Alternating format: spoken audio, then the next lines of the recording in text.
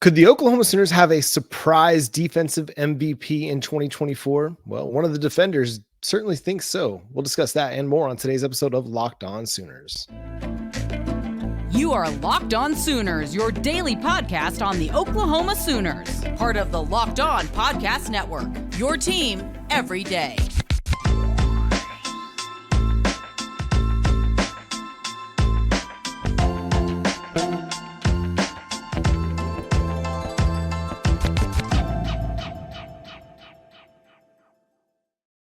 What's up, Sooner Nation? Welcome to Locked On Sooners, and thank you for making Locked On Sooners your first listen every single day. We're free and available on all podcast platforms.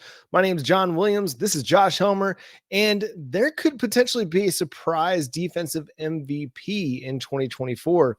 Trace Ford was on the ref as part of a collaboration with Crimson and Cream Collective and was asked a series of questions, one of those being, who does he think will be the defensive MVP in 2024? And Josh, maybe a bit of a surprise pick, but Dasan McCullough was Trace Ford's choice, the cheetah / will linebacker / edge rusher for Oklahoma. It is a surprising choice because the obvious couple of choices would be, well, Danny Stutzman or Billy Bowman. Now, let's live in the world where Dasan McCullough is Oklahoma's defensive MVP. And, you know, the way Trace Ford is thinking about this could be different than the way you or I are thinking about this, right? When we say defensive MVP, I think you and I and probably most people are thinking, okay, that's the best player on the defense. That's the guy that has the most tackles, most TFLs, most sacks, intercept, whatever, right? The statistical numbers, he's the best player. And oh, by the way, when you flip on and watch Oklahoma, that's the best player. And so that's where I'm existing in this conversation. Maybe Trace Ford is thinking, okay, this is the part that kind of makes all the other parts go together. So, right, would like maybe a little bit of a follow-up to find out exactly what he means by that. And if we're on the same page as defensive MVP, but okay, let's exist as defensive MVP as you and I, probably most everybody would consider it to be. If that's the case, then Oklahoma's going to have a heck of a defense in 2024. If they've found the spot for Dasan McCullough that he's more aptly positioned for, and it's linebacker opposite Danny Stutzman or alongside Danny Stutzman and others, then okay, Oklahoma, John, I think might really, really have something this season. It is really an intriguing choice because he's making that move to will linebacker. And we saw what he's able to do in the run game, especially against Texas in that goal line stand where he's able to hold up against, 330-pound defensive tackles, coming on and trying to set that edge. I mean, Dasan McCullough, he holds his ground. He does a great job. And so I have no issue and no concern about his ability to play in the run game when guards are trying to climb to the second level and seal him off. I think he's still going to be an impactful player in that way. The length is incredible. The size, the athleticism, it's all there for him to be a really, really good player. I do think it's a fantastic and a very intriguing choice that if he does turn out to be a defensive MVP candidate for you in 2024, I think you're absolutely right, Josh. The defense is going to be cooking because you're right. You'd pick Danny Stutzman first. Probably most people would. That'd be their choice. Billy Bowman might be second. You might look at Adepoju Adebaware as maybe your third choice if he takes that progression, takes that next step. Or you look at a Gentry Williams, once he's back and healthy, because he was one of your better playmakers on the defense last year when he was healthy. So you go to Dasan McCullough, who is making that position switch. And if that turns out to be the case, man, it's going to be fire for Oklahoma's defense, especially at the linebacker level. I mean, everything continues to improve. The depth is better. The talent is better. The understanding of the scheme is better across the board. Those guys that have been in the system now for 3 years, like Danny Stutzman and Billy Bowman and Woody Washington, they're going to continue to get better and better every single offseason. And like we saw with Danny Stutzman going from year 1 to year 2 in Brent Venables' defense, I kind of expect a similar path for Dasan McCullough going from year 1 to year 2 in Venables' defense. And if he's not having to play that cheetah role that has a lot of different things, it's kind of the tight end almost of the defense where you have to be really, really, really, really, really sound in your coverage responsibilities and really, really sound in your run defense responsibilities. Not that other positions don't have to be, but I mean, the cheetah is responsible for so many different types of plays, rushing the passer, all kinds of stuff. But being able to go to Will, where maybe you get to play a little bit more instinctual, get downhill a little bit quicker, playing a smaller, tighter area, I think that will benefit Dasan McCullough. And that length and that athleticism is really, really going to shine for the Sooners this year. Something you touched on, this might be an unfair question, okay, but I'm going to ask it anyways, because this is what we do. We're creating conversation at times. It's year 3 for Venables, as you mentioned, and defensively, we sort of suspect that could lead to a significant jump for Oklahoma. It did at Clemson. Probably don't need to go down that rabbit hole anymore. You guys have heard the song. You get it. So if I gave you these two choices, reason that you're more confident that Oklahoma defensively is going to turn the corner because the talent has been upgraded or because it's year 3 with Venables and company, which of those two would you pick?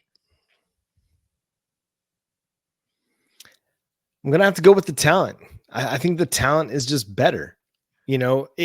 Yes, you got to have the X's and O's, but what do coaches always say? It's about the Jimmies and the Joes. Like you've got to have the talented players to be able to enact what you want to do defensively. They've got better talent, and not just the 2024 recruiting class, the transfer portal additions, but just progression from your 5-star freshmen, Peyton Bowen and Adepoju Adebaware. They're a year older. They're a year more developed in the strength and conditioning program in their understanding of the defense. You get more development out of guys like Ethan Downs and Stutzman and Bowman and Dejon Terry and Woody Washington. It's just a more talented group as they've continued to recruit really, really well. I mean, the 2022 class brought in several blue chip players, Robert Spears Jennings. We're starting to see and hear some noise about Jaden Rowe all of a sudden now that he's healthy. Like people are really impressed with his size and his potential to be a very, very physical player as a box player. It's kind of starting to kind of come together and formulate a little bit.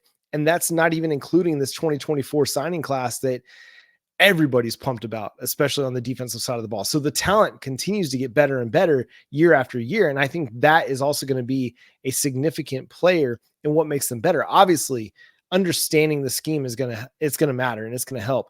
But I think what's going to matter more is across the board, everybody's just better than what they were a year ago. I tend to agree. I think that's the option I would pick as well, because talent is not the end all be all, but it's pretty doggone important in sports. Is if you give me the more talented team versus the gap being a little healthier, but they're way more experienced and the coach has been around, I think I'm probably going to choose the most talented team most times, more times than not, right? And that would fly in the face of a John Calipari or some other examples out there that tell us that's not the case in sports, but I tend to agree with you. Now, the beautiful thing for Oklahoma is it's that, and Oklahoma has upgraded the talent, but it's also year 3 of Brent Venables and company, so it doesn't have to be an either or. So I think when you put those two together, we could be in store for something really, really positive. Absolutely. And I really feel like we're starting to see, again, just what we've been expecting from Brent Venables when he was hired as Oklahoma's head coach, is the defense is trending in that direction to be a consistently really, really, really good top 15, top 10 defense every single year because the talent is going to be there. And as they spend more time in the program, more time in the system, that those talented players are going to have better understanding of their roles and responsibilities, which is going to make them and everybody around them better, because defense is a team unit. You've got to play as a team. And if you got one guy that messes up his assignment, that's the thing we hear about from Brent Venables all the time, is somebody just playing outside their assignment and it kind of blows up the whole scheme for that play call. everybody has a better understanding. It's going to make everybody better. One guy that seems to be making a lot of waves, it's one of our favorite players here on Locked On Sooners, Jaden Jackson. He just continues to turn heads. We have several reactions and comments from a defensive player like Trace Ford, as well as from Nick Anderson and Caden Helms reacting to what Jaden Jackson has done. We're going to discuss, can he make an impact in year one on Locked On Sooners coming up next. Did you know that even if you have a 401k for retirement, you can still have an IRA? Robinhood has the only IRA that gives you a 3% boost on every dollar you contribute when you subscribe to Robinhood Gold. But get this, now through April 30th, Robinhood is even boosting every single dollar you transfer in from other retirement accounts with a 3% match. That's right, no cap on the 3% match. Robinhood Gold gets you the most for your retirement thanks to their IRA with a 3% match. This offer is good through April 30th. Get started at robinhood.com/boost. Subscription fees apply. And now for some legal info. Claim as of Q1 2024, validated by Radius Global Market Research. Investing involves risk, including loss. Limitations apply to IRAs and 401ks. 3% match requires Robinhood Gold for 1 year from the date of the first 3% match. Must keep Robinhood IRA for 5 years. The 3% matching on transfers is subject to specific terms and conditions. Robinhood IRA available to U.S. customers in good standing. Robinhood Financial LLC, member SIPC. It's a registered broker dealer.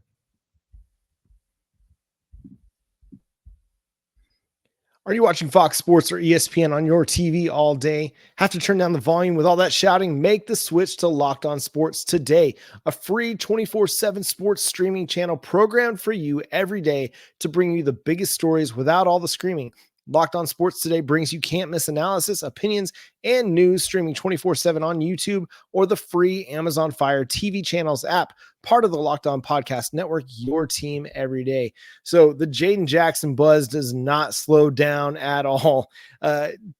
Two different clips, Trace Ford again as part of the collaboration between KREF in Norman and the Crimson and Cream Collective was on Josh's radio station and answered a bunch of rapid fire questions. But one of those, Josh, was about Jaden Jackson. And he said, what did he say? I don't have the quote. I lost it. Well, he says one player that I'm in love with is Jaden Jackson. He plays like a grown man, which, hey, for a Frosh is not a bad thing to be hearing, which, look, that's kind of what we thought would be a possibility. His pathway to Oklahoma, out of IMG Academy, like David Stone, it just sets you up to kind of be a grown man, right? I mean, these are young men that, look, they're true freshmen. They're early enrollees at Oklahoma. So technically they're seniors if you want to play that end of the equation. But unlike some of the other players that are coming to OU, they basically kind of been playing college football in a lot of ways. I mean, IMG Academy is it's different. So Jaden Jackson continues to get all sorts of praise. And I do think he's going to help Oklahoma straight away. In what capacity? Okay, we'll find out. Yeah, and then over on the Red Dirt Media podcast with Caden Helms and Nick Anderson, they were talking about players who have really shown out so far in spring ball. And they mentioned Michael Hawkins, which is an encouraging and exciting sign on the offensive side of the ball. And then they went with another freshman on the defensive side, and it was Jaden Jackson, and just said he's really been showing out. Now, we don't know what level of competition he's going up against in practice. Is he getting a lot of reps against the ones? Is he playing primarily against the twos?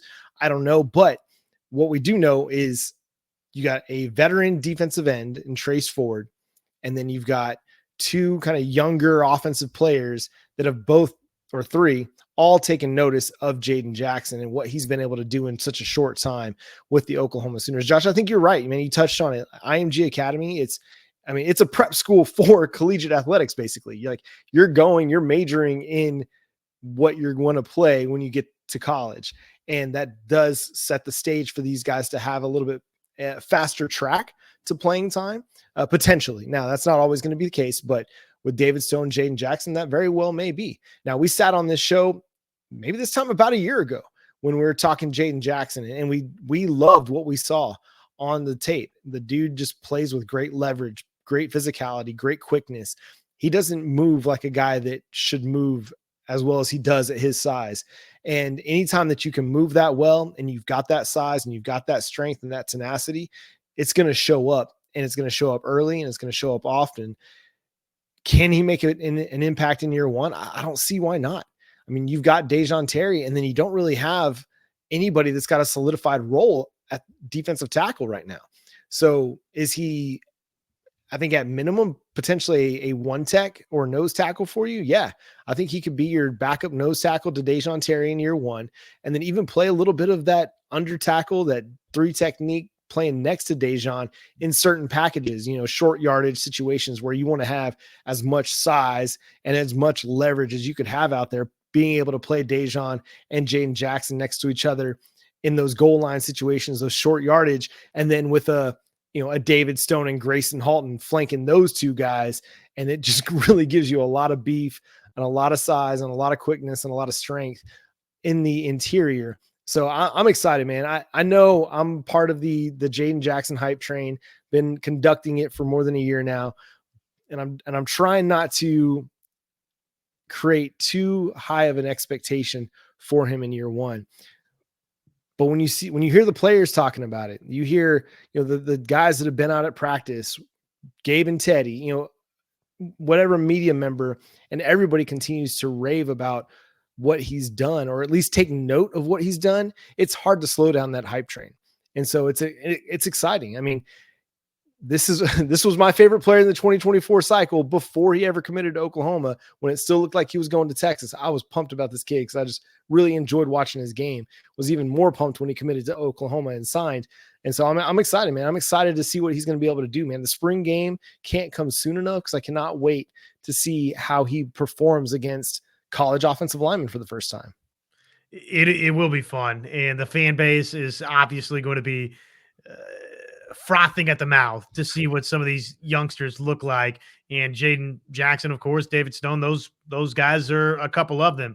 They play so well together, that duo too. So I think that's going to help both of those guys out. That at times, I think because of that partnership between those two, I think you got to try playing those guys together. I think there's some comfortability there between David Stone and Jaden Jackson. And look, SEC football going to be different than a high school all-star game. I got it.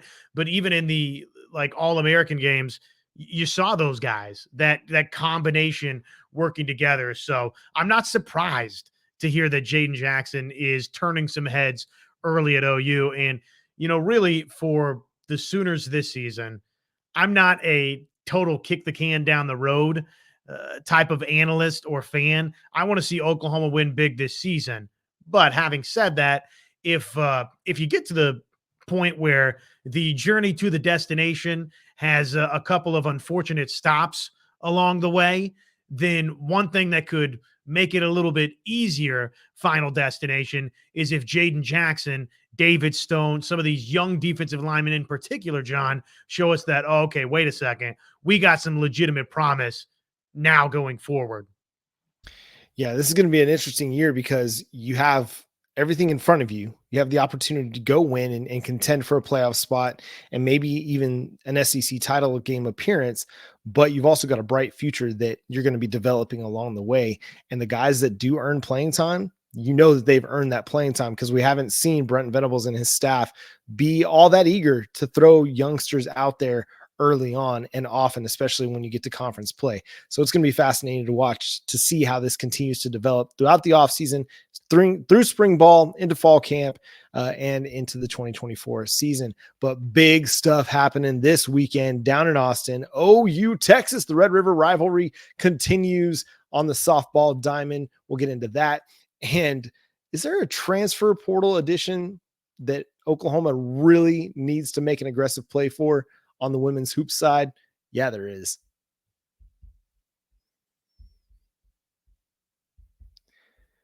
Gametime is your best spot to find last minute deals and the best prices. It's now an authorized ticket marketplace of Major League Baseball, which makes getting tickets even faster and easier. Prices on the Gametime app actually go down the closer it gets to the first pitch, with killer last-minute deals, all-in prices, views from your seat, and their lowest price guaranteed.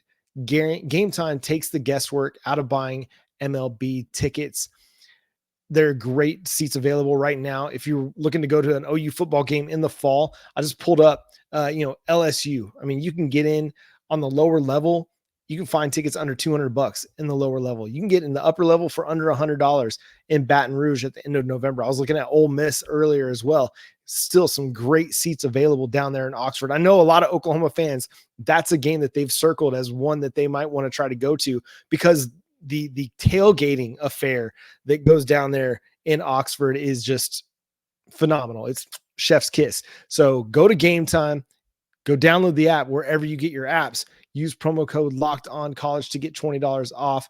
Again, Gametime is the best place to get last minute deals. They got flash deals, all in pricing, and great panoramic views from your seat in the app before you buy, so that you know exactly what you're going to get. And they got the lowest price guaranteed.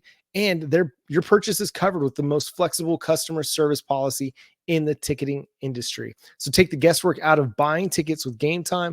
Download the Gametime app, create an account, and use code Locked On College for $20 off your first purchase. Terms apply. But again, create an account and redeem code LOCKEDONCOLLEGE for $20 off. Download the Gametime app today. Last minute tickets, lowest price guaranteed.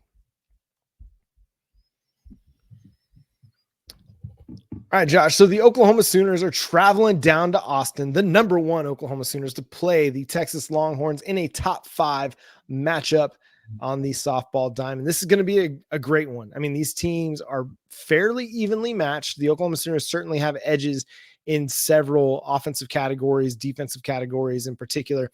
Defensively, I mean, Oklahoma is the number 1 fielding team in the nation. Texas is the number 165 fielding team in the nation.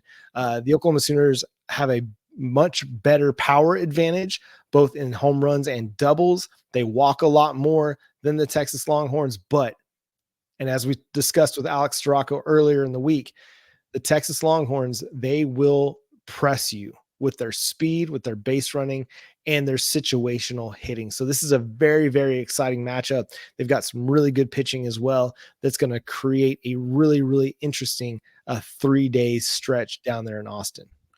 It should be a great test for Oklahoma. Probably about the best test that Oklahoma can maybe get from anybody in the nation. This could be, again, just like it was a couple of years ago, this could be a championship series preview. That's not an impossibility, or really not altogether unlikely. So this will be very important for us to gauge. We think we know where Oklahoma's at. It's a 3-time defending national champion that has, for the most part, been pretty unflappable. But look, this is a Longhorn team that bats .377 coming into it.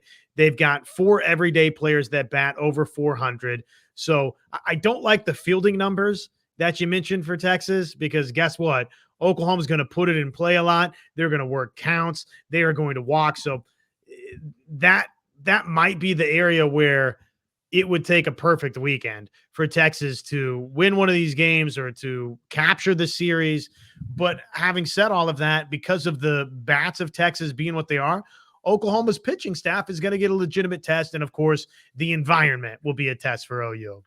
Yeah, and there have been some really, really good environments, a lot of big numbers in attendance across the country this year. I've seen, record weekends out in Knoxville and Athens, and, pick a spot. Everybody's having really, really good attendance right now. So I fully imagine that the Texas Longhorns fans are going to be on fire, trying to create a difficult environment for the Sooners. But Oklahoma is going to be coming ready to play. They will be. On the basketball court, some interesting news. Let's start with Hailey Van Lith, because, former Louisville LSU star, had a bit of a down year scoring-wise with the Tigers on their way deep into the NCAA tournament, but she is apparently entering the transfer portal, and this is a player that Oklahoma needs to make a serious pursuit for. Oh, it'd be huge if Oklahoma could land Hailey Van Lith, it would be so gigantic for next season for Oklahoma. I don't know what the NIL situation looks like, but whatever you've got, this would be a good place to allocate it. Hailey Van Lith. And it would be a nice mesh and match from the standpoint of Hailey Van Lith, I think, is a terrific offensive player, though her lone season in Baton Rouge didn't totally illustrate that. She averaged 19.7 points per game the year before at Louisville, went to LSU, and was obviously highly sought after out of the transfer portal a year ago, went to LSU, and you thought, okay, well, pairing with Angel Reese and Anissa Morrow, who was a DePaul transfer into LSU, you thought, okay, well, this is going to be like the super team, and it just didn't totally work out. Hailey Van Lith probably had to play a little bit out of position at the point at times when maybe she was better suited for the two. But look, she's much more that 19.7 points per game player than she is the 11.6 points per game player, I think, at LSU.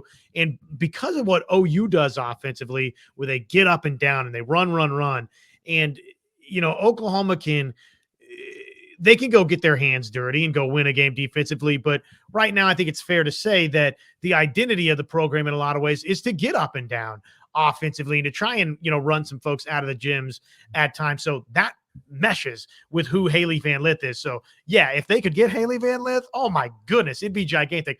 I love her game. I love her personality. She's an absolute bulldog. If you look at like some of her workout videos, it's I told you this before we started taping. It's like watching a professional boxer go get after it. So she is the definition of a primetime athlete. It would be huge for Oklahoma, but wherever she winds up, she can make somebody really happy. Yeah, there are few opportunities to land a player like that via the transfer portal. And this is one of those that you kind of push all the chips to the table and you go all in and see what you can come up with, because she is a needle mover. She is someone that's going to put butts in the seats.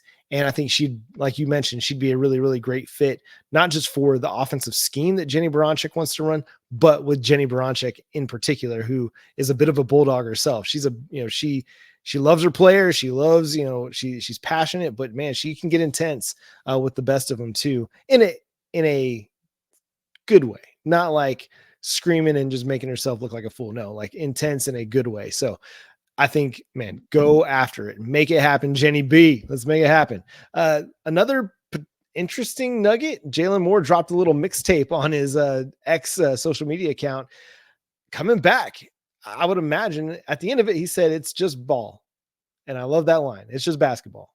But I hope he's coming back, because this is a guy that you can build your roster around going into the SEC, because I really do think he fits an SEC style of play so well with his athleticism and his physicality and his tenaciousness and his ability to attack the rim.